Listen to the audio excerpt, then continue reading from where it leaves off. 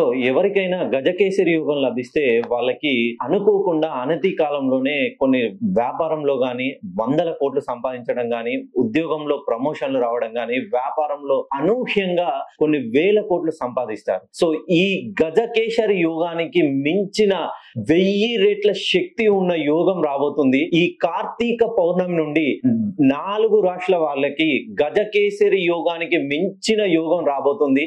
ఆ రాశులు ఏంటంటే తులారాశి, కన్యా రాశి, వృశ్చిక రాశి, మిథున రాశి. ఈ 4 రాశుల్లో మీ రాశి ఉందా లేదా ఒకసారి మీరు చెక్ చేసుకోండి. తులారాశి వారికి ఈ కార్తీక మాసం నుండి మంచి మహర్దశ రాబోతుంది. గురుడు కర్కాటకంలోకి రావడం వలన వీళ్ళకి గురు బలం పెరిగి ఇప్పటి వరకు ఉన్న సమస్యలన్నీ, ఏవైతే దీర్ఘకాలికంగా మిమ్మల్ని వేధిస్తున్న సమస్యలన్నీ పటాపంచలుగా తెగిపోయి మంచి శుభ ఫలితాలు రాబోతున్నాయి. కన్యా రాశి వాళ్ళకి గురుడు కర్కాటకంలోకి వక్రగతిలో 365 రోజుల తర్వాత రావాల్సిన గురుడు కేవలం అనతి కాలంలోనే రావడం వలన మీకు ఉద్యోగ పరంగా గానీ, వ్యాపార పరంగా గానీ, ఆరోగ్య పరంగా గానీ, విదేశాల్లో ఉన్న వాళ్ళ జాబ్స్ కోసం ఎవరైతే వెతుకుతున్నారో కన్యా రాశి వారికి మంచి ప్రయోజనాలు కలగబోతున్నాయి.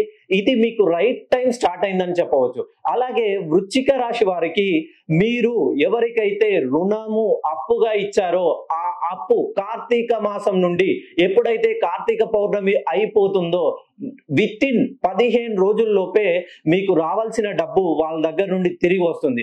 మిథున రాశి వాళ్ళకి గురుబలం పెరగడం వలన నూతన వ్యాపారాలు ఎవరైతే ప్రారంభించాలనుకుంటున్నారో వాళ్ళకి కర్కాటకంలో గురుడు ఉండడం వలన మీకు గురుబలం పెరిగి మీ వ్యాపార అభివృద్ధికి మంచి టైం స్టార్ట్ అయిందనే చెప్పవచ్చు.